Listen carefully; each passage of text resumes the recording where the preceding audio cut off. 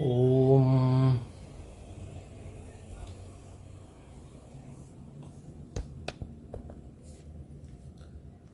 Shruti Smriti Purananam Alayam Karunalayam Namami Bhagavat Pada Shankaram Lokashankaram Tvameva Mata Cha Pita Tvameva Tvameva Bandhuscha Saka Tvameva Tvameva Vidya Dravinam Tvameva Tvameva Sarvam Mama Deva Deva Shri Dakshinamurti Sudeshikendram Dvaipayanam Sutrakritam Munindram Sri Shankaram Bhashyakritam Yatindram Maddeshi Kanchapi Namami Vityai Om Namo Brahmadibhyo Brahma Vidya Sampradaya Kartribhyo Vamsa Rishibhyo Mahadbhyo Namo Gurubhyah Sarvopaplavarahita Prajnana Ganaha Pratyagarto Brahmaivahamasmi. Pranams everyone. So in the introduction to Vedanta, we saw that the human goals are four: Artha, Kama, Dharma, Moksha. And for attaining the Parama Purushartha, which is Moksha, one needs to have a three-step process, which is Karma Yoga, Upasana Yoga and Jnana Yoga. Karma Yoga and Upasana Yoga together will give a person the qualifications for that person to be able to understand this Jnana. And apart from these qualifications, the qualifications itself are fourfold qualifications. Sadhana Chatushtayam, which is Vivekam, Vairagyam, Shatka Sampatti and Mokshutvam. Shatka Sampatti consists of 6. Samaha, Damaha, Uparamaha, Shraddha, Titiksha and Samadhanam. Apart from these 9 qualifications, or this fourfold qualifications put together, which comes to 9, there are some moral values that one has to follow. There are 5 vices that one has to avoid and 5 virtues that one has to develop. We saw them in the last class. First one, Yama, the negative things to be avoided.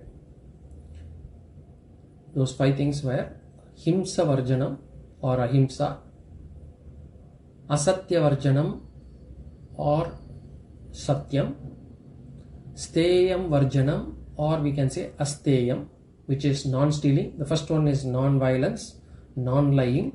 Steyam Varjanam meaning non-stealing. Then Maithuna Varjanam, inappropriate sex, avoidance of inappropriate sex. And Parigraha Varjanam, or so we can say Aparigraha, we can say that is non-possessiveness. So these are the yamas or things to avoid. And in terms of 5 positive qualities to develop,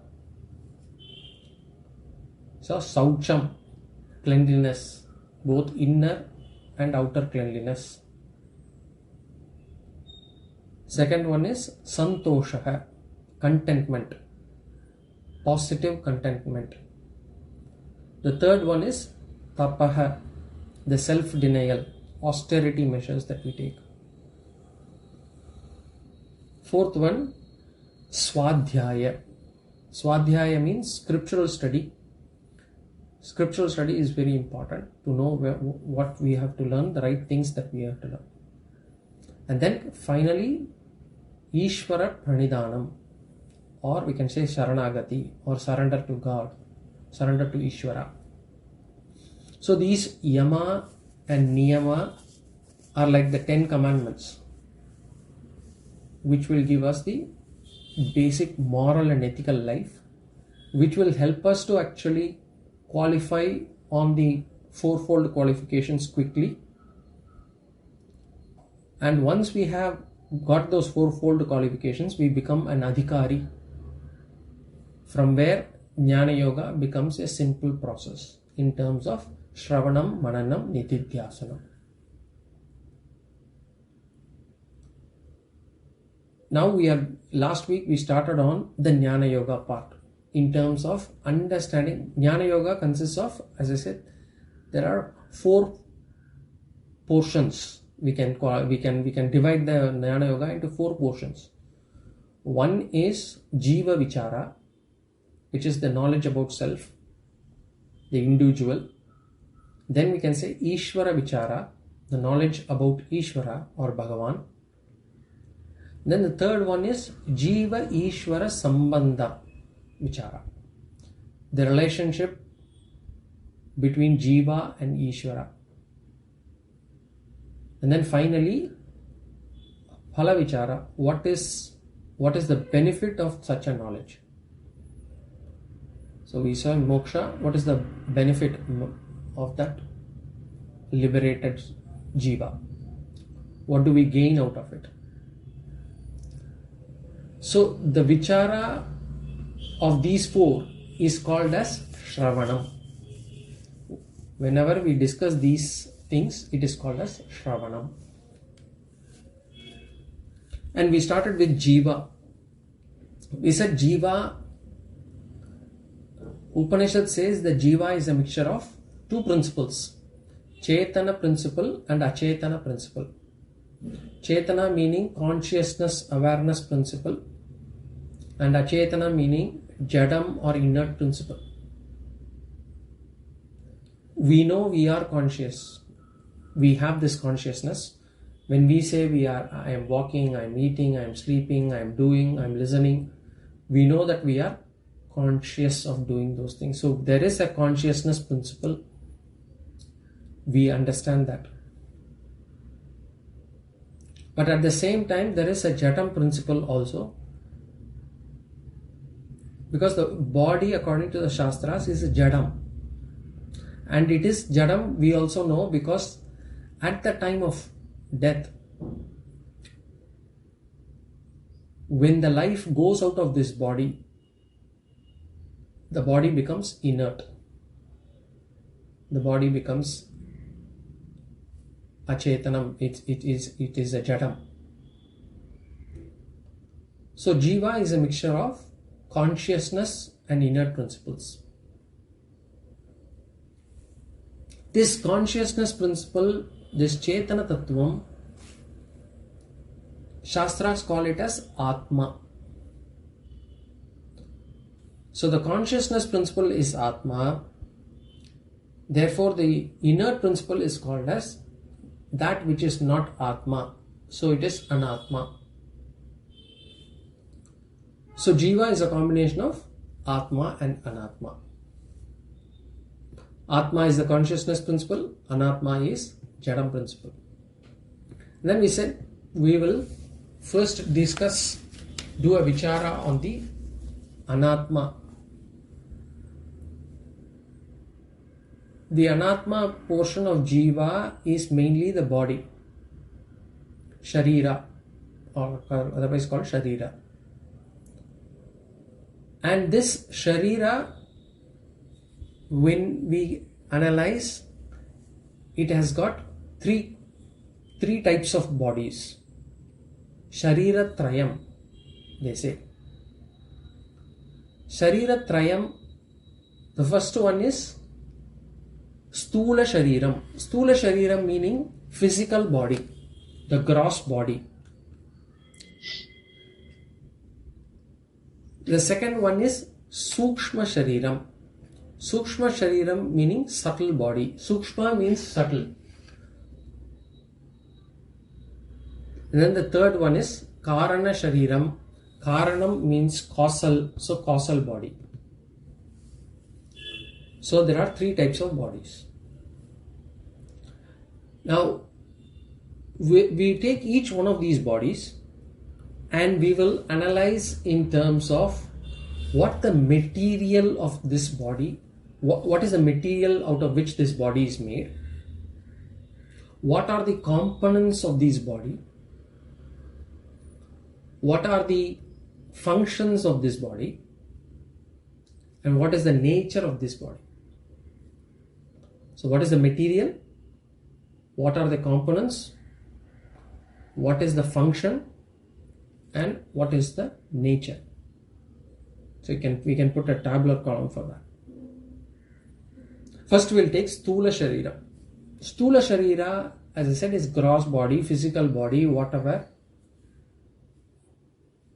we generally see. And this Sthula Sharira, this physical body, the material that is made is what is the material that out of which this body is made? It is the Panchabhutas, the 5 gross elements. Pancha Sthula Bhutas. So the gross body is made of gross matter. This is actually a matter principle. And this matter comes out of the 5 gross elements, which is the 5 gross elements. Many of you would know. Akasha, space. Akasha is the first element. Second one is Vayuhu. Vayuhu meaning air. Vayuhu. The third one is Agnihi. Agnihi, fire. Fourth one is Jalam or Apaha. Jalam or Apaha is water. Then finally Prithvi. Prithvi is the earth.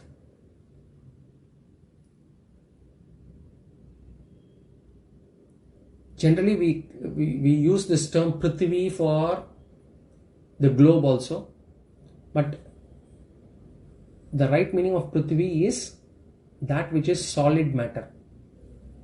Solid matter is called as Prithvi. So this gross body or the Sthula Shariram is made of gross matter in the form of these 5 gross elements.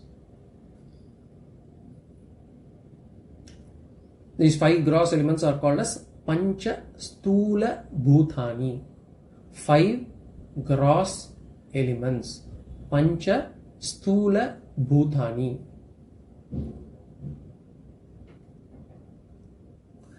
And we can actually easily understand when we say this body, this physical body is made of these 5 elements.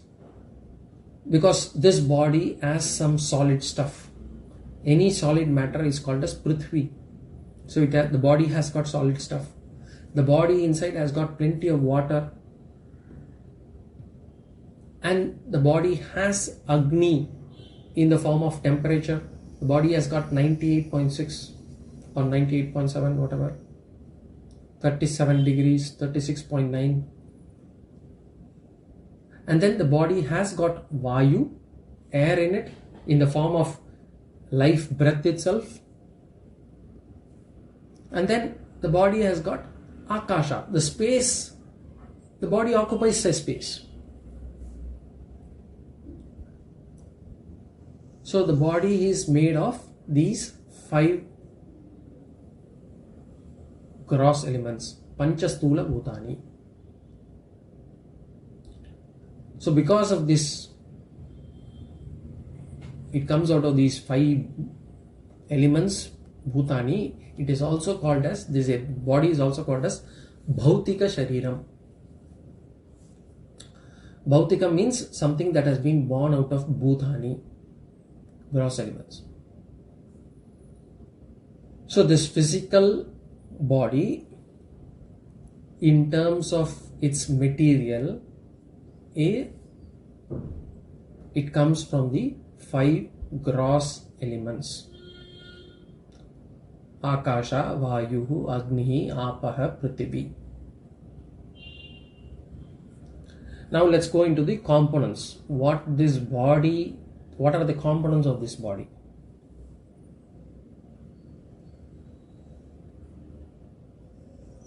Of course, this physical body has got innumerable components. If you go into the details, it will be like a science of anatomy. But for the sake of convenience, the Shastras either divide this into 4 or into 7-fold material. So they do it that way. So the 4 are Shira, which is the head portion. Then you have Paksha, which is the hands, this portion, the hands side. And then you have there is a term which is again used called Atma. This Atma is different, which is for the central body, is called as Atma. Then Pucha is the legs. So there's four components. 1, 2, 3, 4. The Shira, Paksha, Pucha, Atma. This classification is according to the Taittiriya Upanishad. These are four classifications of the Sthula Sharira. There is also the sevenfold qualification called Sapta Dhatu.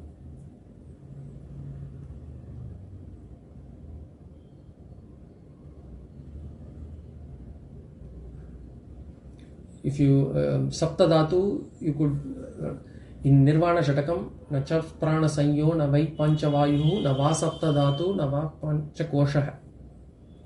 So there Sapta Dhatu is used. Sapta Dhatu for this body is, they are listed as Rasa. Rasa is lymph or plasma.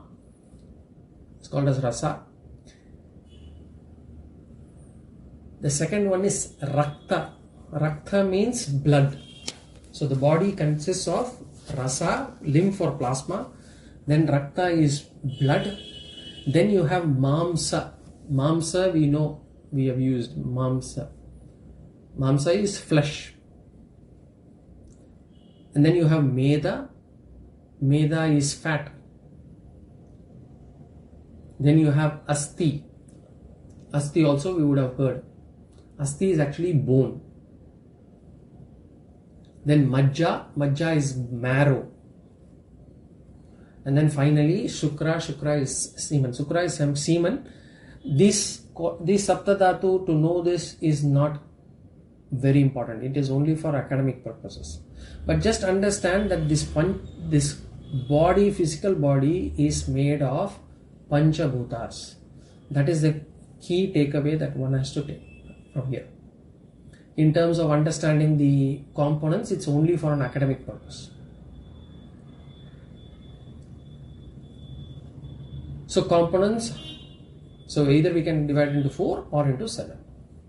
Then in terms of function, what does this physical body do? What is the function of the physical body? Scriptures point out that this physical body is a temporary residence for the Jiva. It is a temporary residence. So from there we understand two things. One, body is not me. The Jiva is not the body. So it is a residence of the body, the residence of the Jiva. The second one, it is not a permanent one also, it's temporary one. So this gross body is like a house on lease for Jiva. So this body is a house on lease. So lease means it involves payment. And what is the payment that one has to make to get this body? The payment is in the form of karma. Punya or papa karma. Whatever punya or papa we have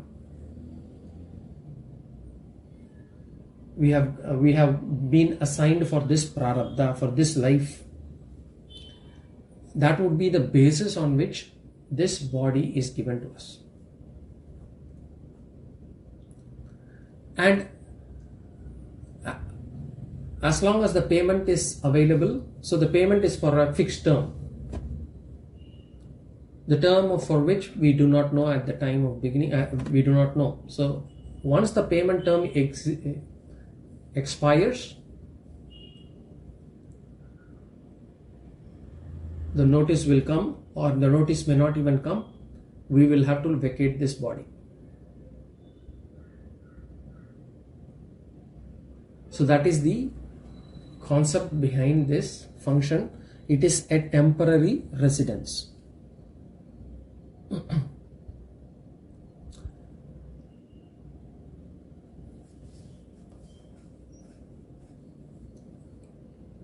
Scriptures use a term called Bhoga Ayatanam. Ayatanam means residence. Bhoga Ayatanam means Only by residing in this body, the jiva is able to do the transactions. Bhoga meaning all the transactions in this context. All the transactions with the world is done only through this residence. So just like, when we actually get into a new place or a country or wherever, when we start to work, the first thing they ask is the address proof. If we want to set up something, we want to get a connection, an internet connection or anything, first they will ask is, what is the proof of residence? So first we will have to set up a house, only then we can transact with the world. In the same manner, this body is our temporary residence. Once this jiva gets into this body only, using this body, the jiva is able to transact with the world. And the body itself has been given to us based on our papa or punya karma.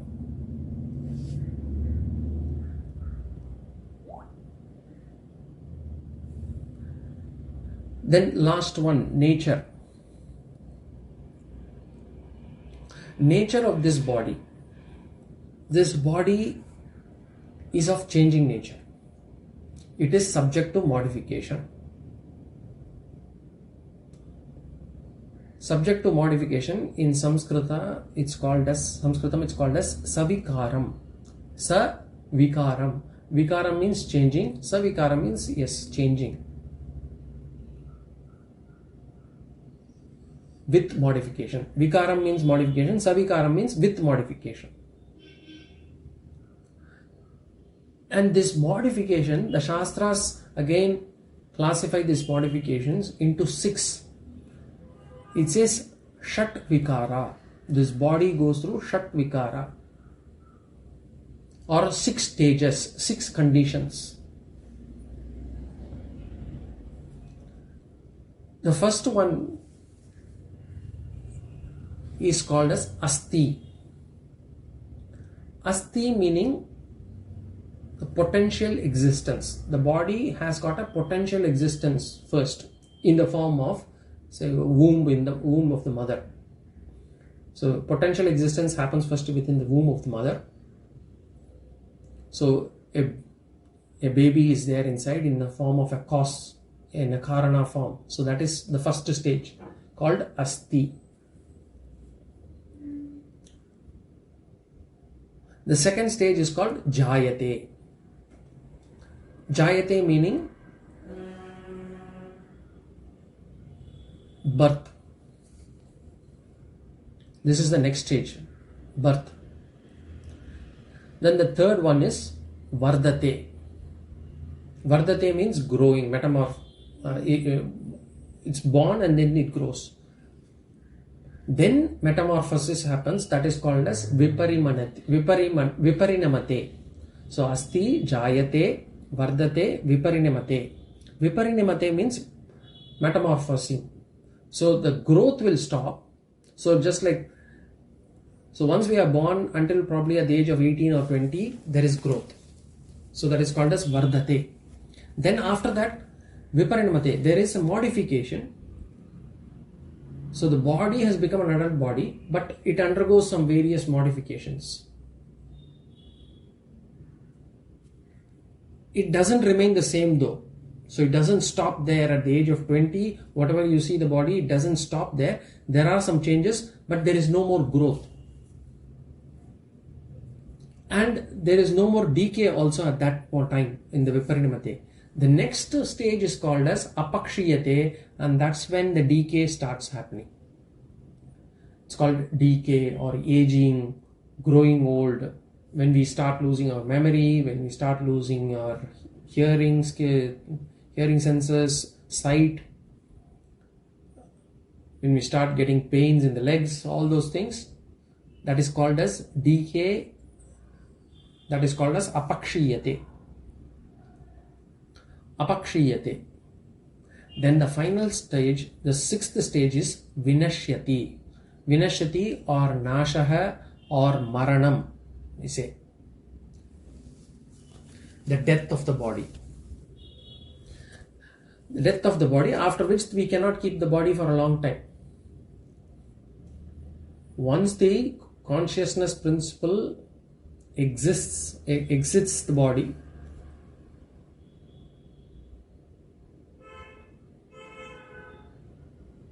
we cannot keep the body for long. Once the life leaves the body cannot be kept for long. So the 6 stages are asti, jayate, vardate, viparinimate, apakshiyate, vinashyati.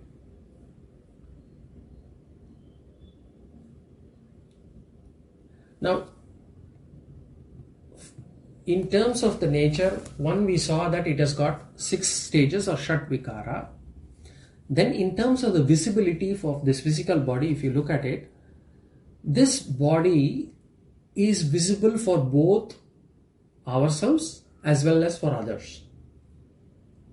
So this gross body, I am able to experience this gross body, I am able to see this gross body, and others are also able to see my gross body and are able to experience. They can also touch it, they can also see it.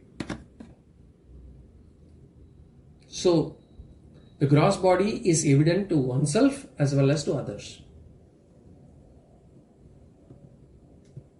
That's why it's called as gross body.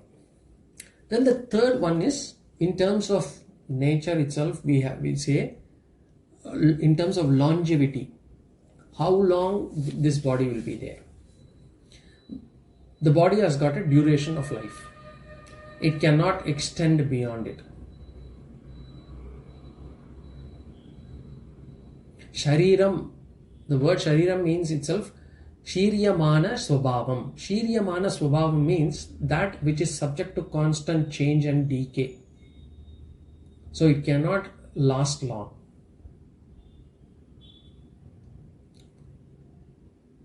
So longevity, in terms of longevity, the body has got a duration of life.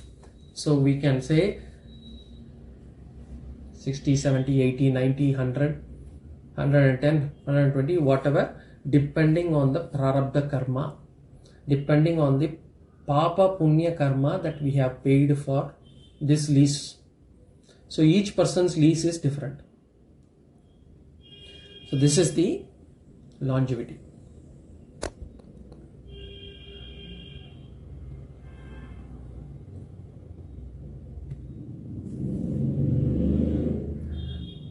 Now whatever we saw in terms of these karanas, as I said, is all depends on it is all the samanya karana, which means it is the same for all bodies.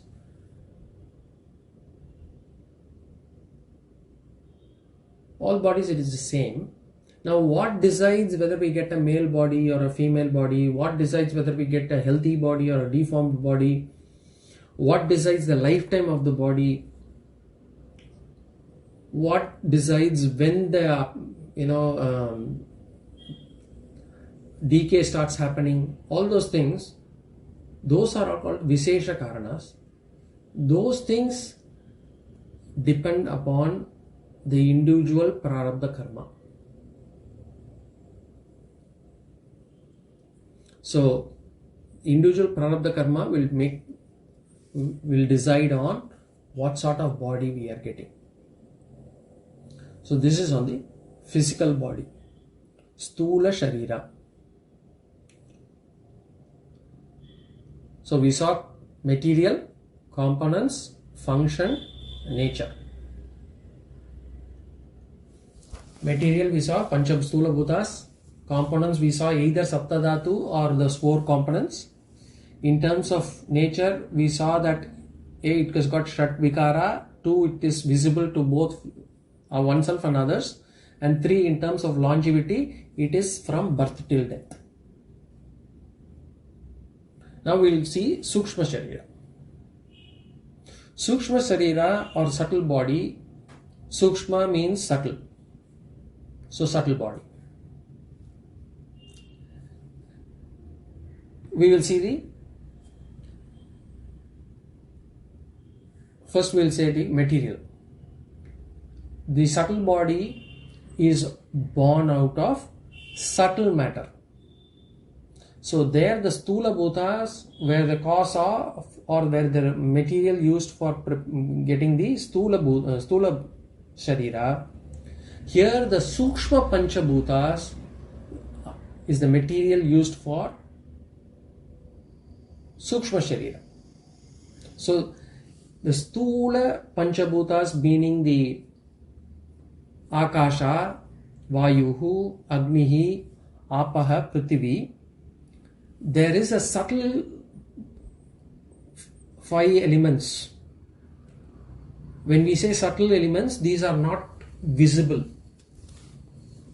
So subtle, there is a subtle earth, subtle fire, subtle water, subtle air, subtle space, which is not evident, which is not visible. And these 5 subtle elements is the material out of which the Sukshma Sharira is made. So it's called as, these 5 Sukshma Bhutas is called as Sukshma Bhutani, Sukshma Bhutani, and therefore this subtle body is also called as Bhautika Shariram. So this is material. In terms of components, scriptures point out that this subtle body consists of 19 components. 19 components. Each one being one instrument of transaction. So it's like the gross body is like the office. But within the office we need certain things. We need a phone, we need a fax, we need a computer, we need electricity, we need all those things. So in terms of transacting with this world, we need all these instruments. And these Sukshma Bhutas, Sukshma Sharira, there are 19 such instruments. And these 19 instruments are classified into 3 major headings.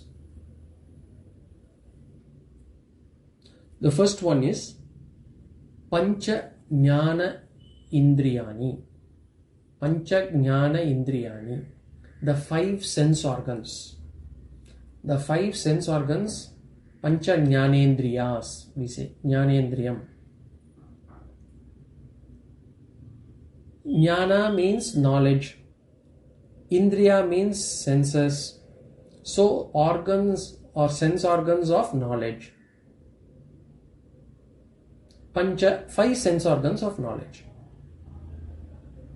Because all these instruments or all these transactions presuppose knowledge, and therefore they are the ones, these 5 Jnanendriyas are the ones which are the instruments that are used by the jiva to get the knowledge about this world.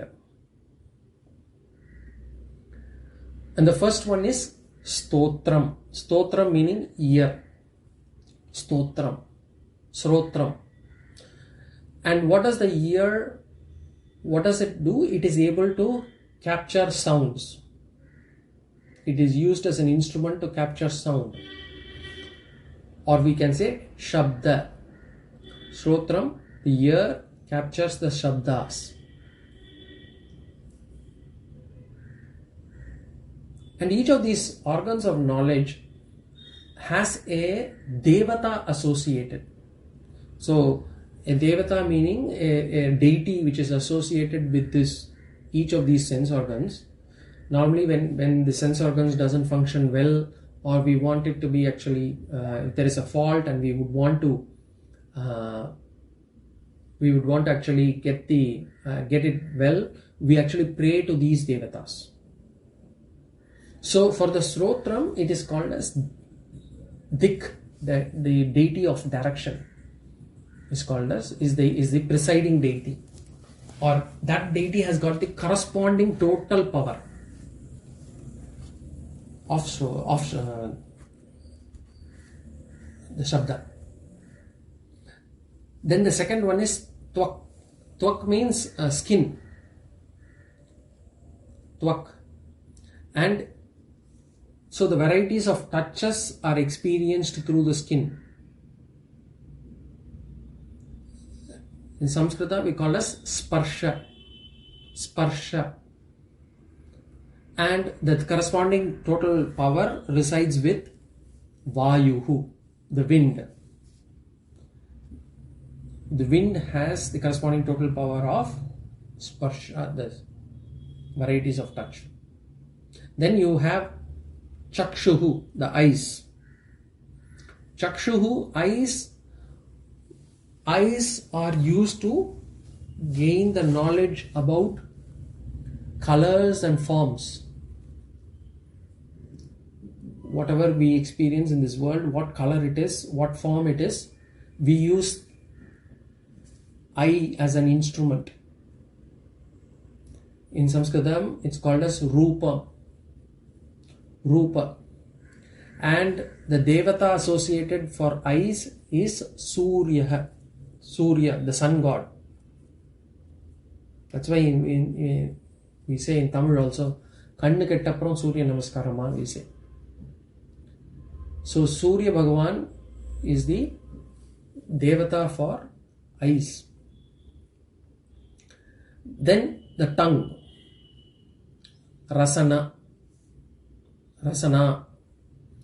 And the tongue is used to gather information about the different varieties of taste, forms of taste.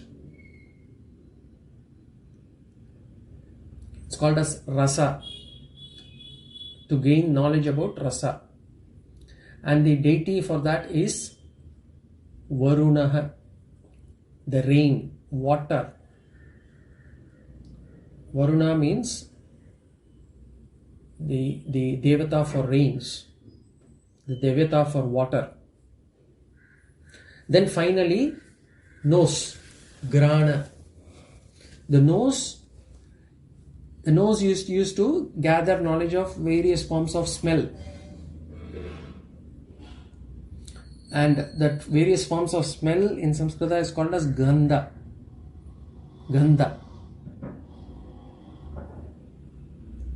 And the corresponding deity is Ashwin twins, Ashwin Kumara, we say, the twins of Ashwins, Ashwin twins. So these are the 5 Jnana Indriyas or Jnanendriyas, which is what? Ears, skin, eyes, tongue and nose. And they are used to get knowledge of Shabda, Sparsha, Rupa, Rasa, Gandha. Shabda, Sparsha, Rupa, Rasa, Gandha. And here we have to be careful when we refer to the Jnanendriyas or the sense organs. We are not referring to the physical part. The physical part, what we see here, it belongs to the physical body. This ear, this nose here, it all belongs to the physical body. What we refer to here in the subtle body is the subtle power of perception behind these organs. So the eyeball itself, for example, belongs to the physical body, but the eye organ that is capable of actually identifying the Rupa belongs to the subtle body. The earlobe belongs to the physical body, but the power of hearing, the Shravana Sakti, belongs to the subtle body. So there is a difference. So that's why you can say that somebody may have a proper physical body, but he may not hear properly. So the physical body is okay, but the subtle body is not functioning. Okay, so this is the first 5 components of Sukshma Sharira. The second 5 components of the Sukshma Sharira is Pancha Karmendriyas. Pancha Karma Indriyani, the 5 organs of action.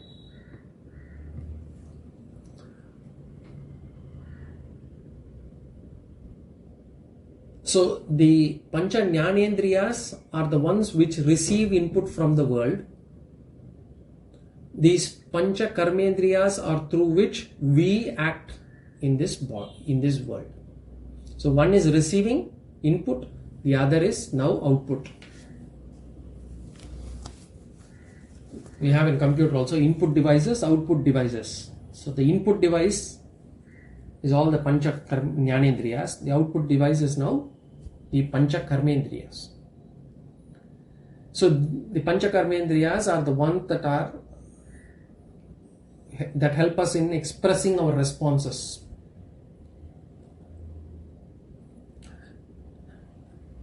So the pancha karmendriyas, the first one is mouth, vak. We say vak. Vak, it's used for giving any kind of verbal response, speech, in the form of speech. So vak,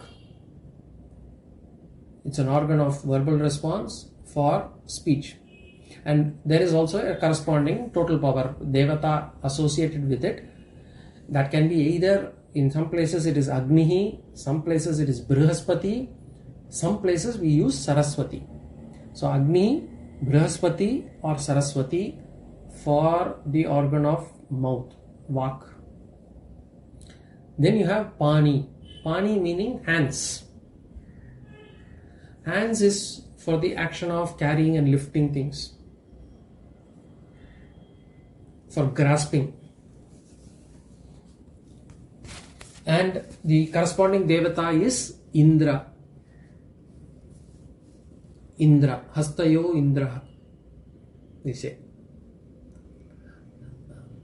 The third one is legs, Padam, Pada. It's for movement from one place to another, organ of locomotion, we can say. And the corresponding devata is Vishnu.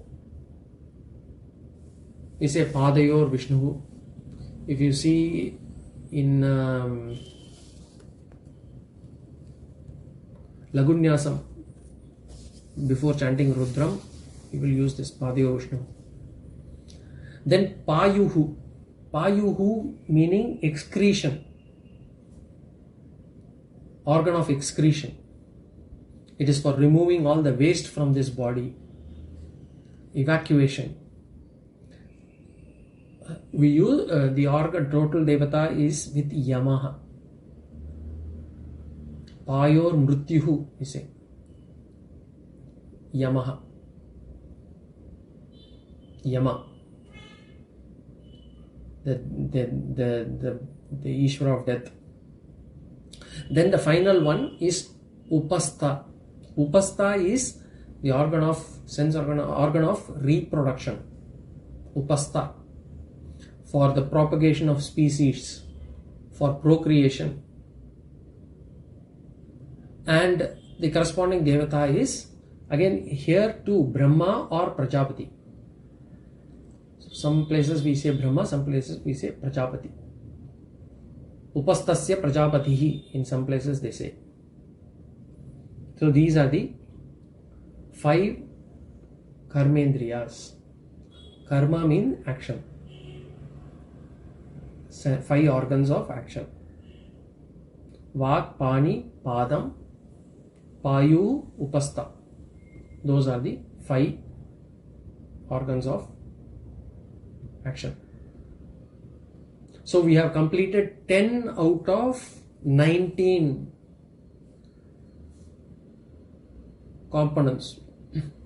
10 out of 19 components of the Sukshma Sharira. We will take the next 5. Actually it's 4 colors. So 4. I said 3, I think. I remember I said 3. It's actually 4 subdivisions. So the third one is Pancha Prana. Pancha Prana, the 5-fold energy functions. So this is the fuel converting system. This is the operating system for this body. So the operating system relies on these 5 Pancha Pranas.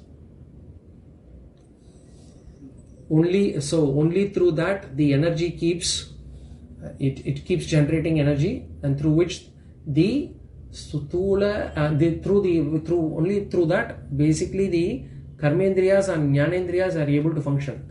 They get the energy through these Pancha Pranas. We have Prana Shakti behind these organs of action. Okay, and these organs, if I have to move my hand, that has to get some energy. That energy is generated by these Pancha Pranas. And these pranas, Pancha Pranas, are very popular. We would have done during Naivedya or even during dailies. Before eating food, we use this Prana, Apana, Vyana, Samana, Udana. Prana meaning, first one is Prana is respiratory system. Prana is respiratory system. The inhalation and the exhalation that we do to absorb the Prana Shakti, to absorb the air or oxygen. So inhalation of this air, where oxygen is retained, then carbon dioxide has to go out. So the oxygen has to go to the lungs, and then from the lungs it gets circulated to the form of blood, for blood to absorb. This system, the entire system is called as Prana, respiratory system. The second one is Apana. Apana meaning evacuating system. So the energy that goes behind the functioning of the evacuation system or the waste removal. We saw that organ is there, but for the organ to function also you need the energy. That energy is called as Apana. So any form of removal of waste is called as Apana. Apana, evacuating system. Then Vyana. Vyana is circulatory system.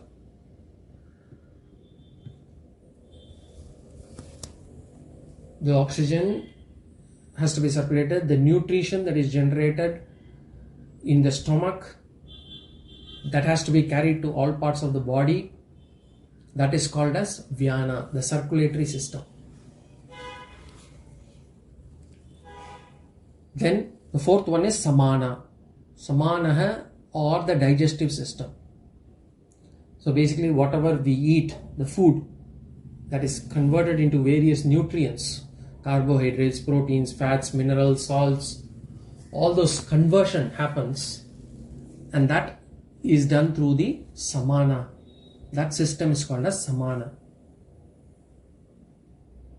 Then finally Udana. Udanaha means reversing system. Reversing system. This reversing system operates at the time of death. Generally, when all the processes are reversed at that point of time, because it is time for dying, everything will start getting reversed. The breathing will not function. Whatever you put in your mouth, it will come out. So the reversal process will start at the time of death. The digestive system will weaken, the respiratory system will weaken, as I said. But generally Udana functions during that, but there is also other times that this Udana functions.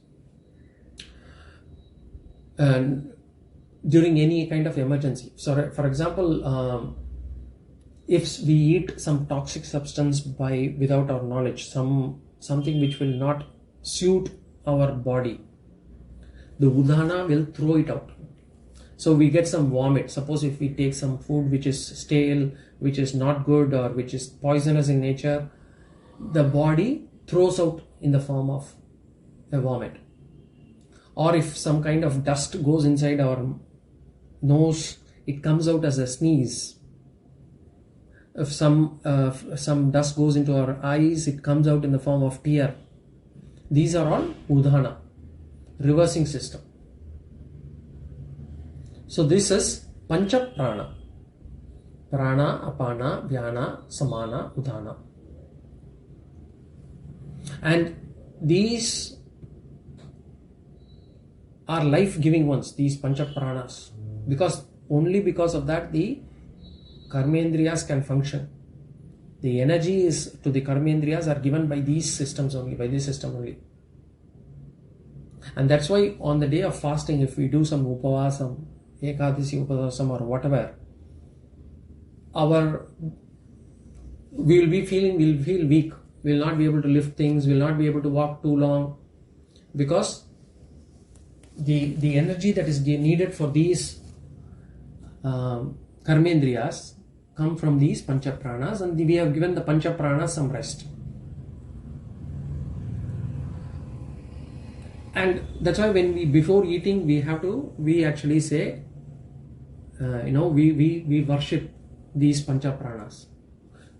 When you go to temple, they do Nevidya, or even at our house when you do Nevidya, we say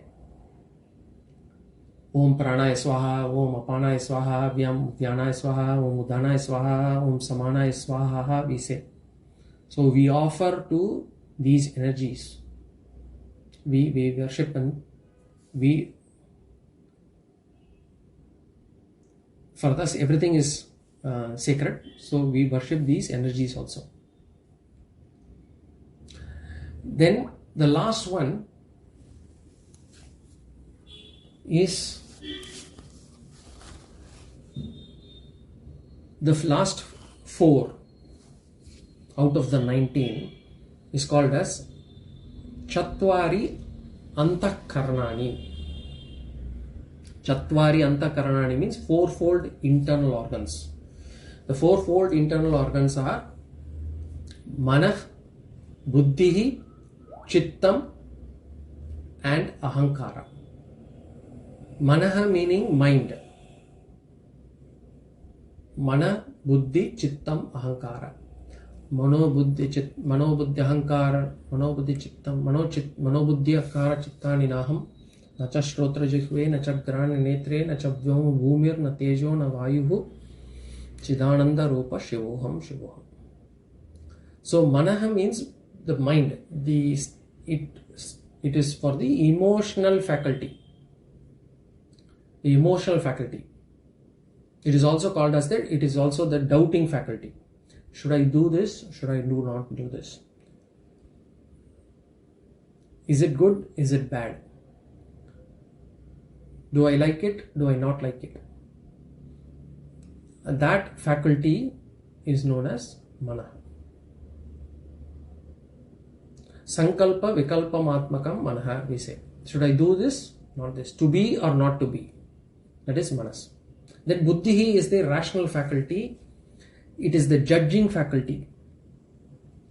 Or we can also say the discriminating faculty.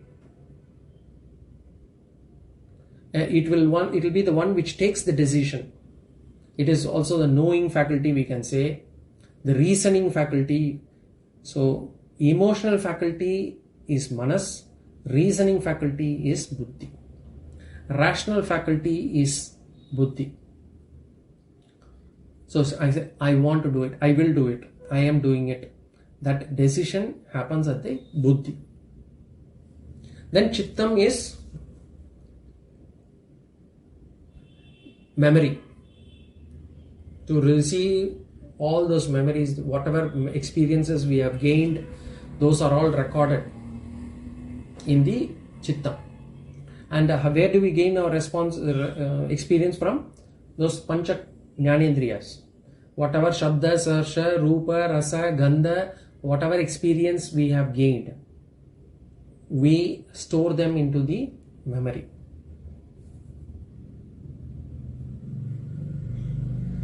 And Shastra says this Chittam stores not just the memory, not just the experience of this life, it has some experiences of the past life also. But we may not know. And therefore, that's why when some kids, start liking certain things at the very young age, you will say that even for a twin, one kid likes that, another kid doesn't like that. The experience is stored in the memory. Musical prodigy, for example, that person feels that he knows the music already. There is also spiritual prodigies. You have sports prodigies. So you have prodigies. That's because they have stored the experience of their previous lives. So that is chitta. Then finally ahankara, ego. Here ahankara is not known as that Tamil ahankara. Here ahankara means the faculty of self-reference. It is a reflexive faculty which is well developed in human beings normally. See, animals are not that self-conscious. They don't regard their status or pedigree. I live in this kind of a place, I live in this environment, I have a car, I have a house helper, I have a bungalow, whatever it is. That status or pedigree, I work here, I earn so much, I am in that position. That kind of self-reference is called as ahankara. That aham karanam ahankara, that which refers to myself, is called ahankara. So these four put together is called as Chatvari Antakaranani, and all the 19 components, all the 5 Jnanendriyas, Karmendriyas, Panchapranas, and this Antakarana, together the 19 components are together called as Sukshma Shariram. Okay. So Sukshma Shariram, in terms of its function and all those things, the functions we will see next class. Right now, I'll take some questions.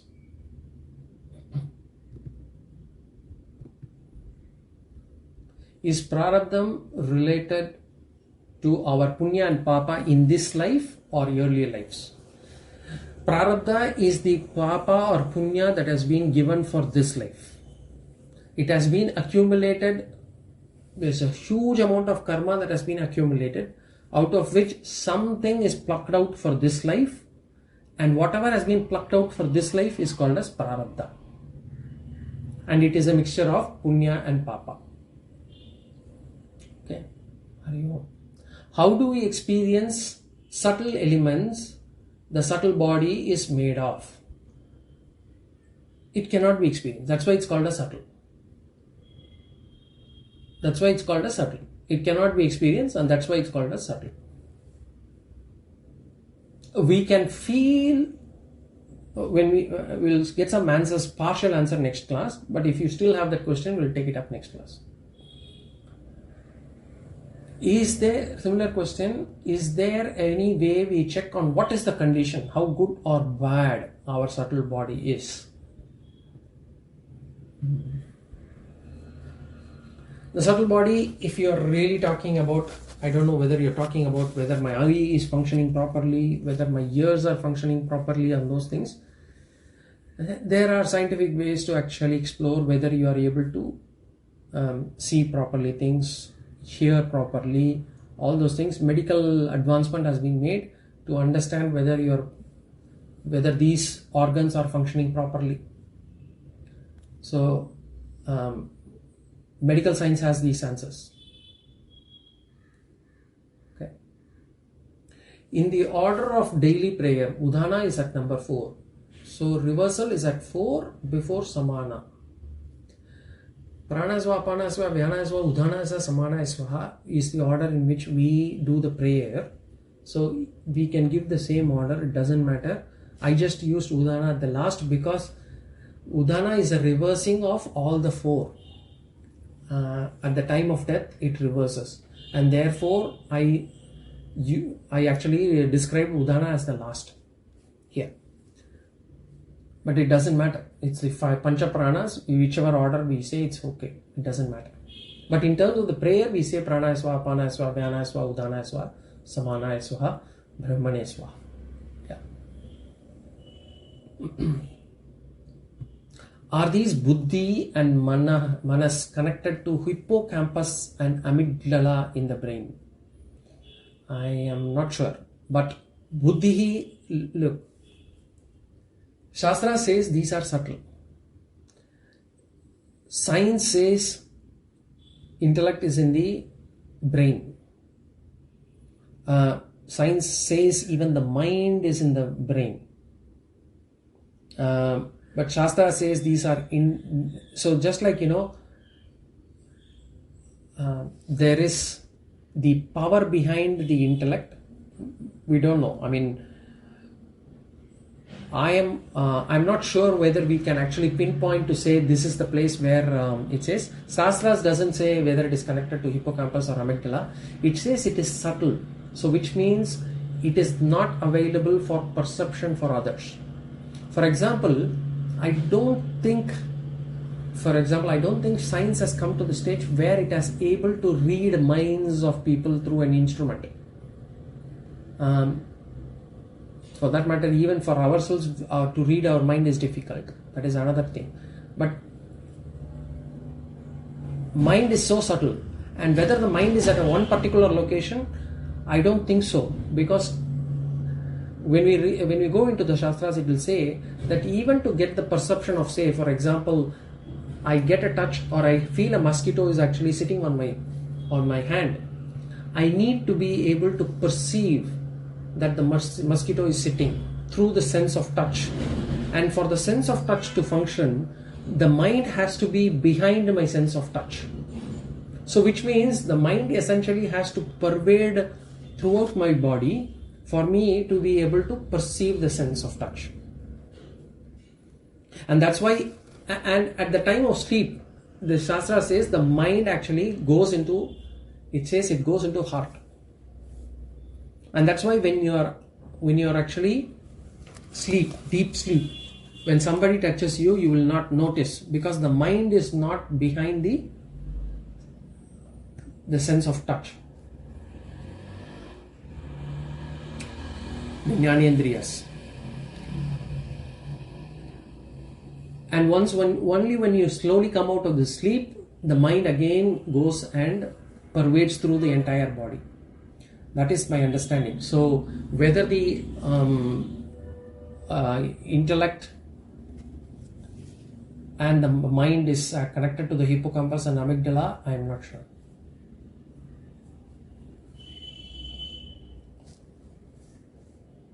Okay.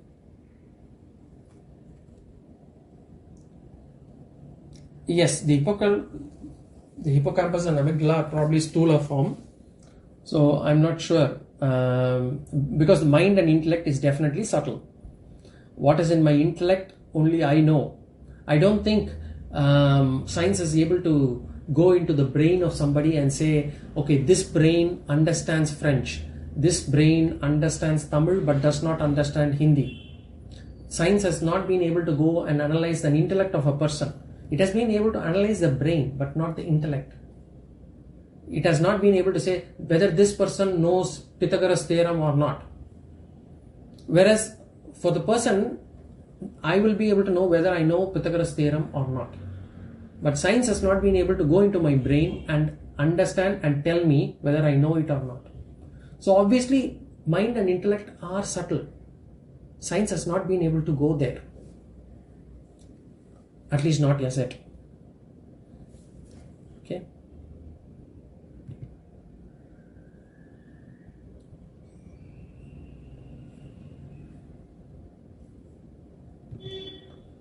Okay, we'll see more in the next class. Om Purnamada Purnamidam Purnat Purnamudachyate Purnasya Purnamadaya Purnameva Vashishyate. Om Shanti Shanti Shanti. Swasti Prajabhya Paripalayantam Nyayena Margena Mahimmaishaha. Gobrahmanebhyo Shubhamastu Nityam Loka Samasta Sukhino Bhavantu. Hari Om Shri Gurubhyo Namah.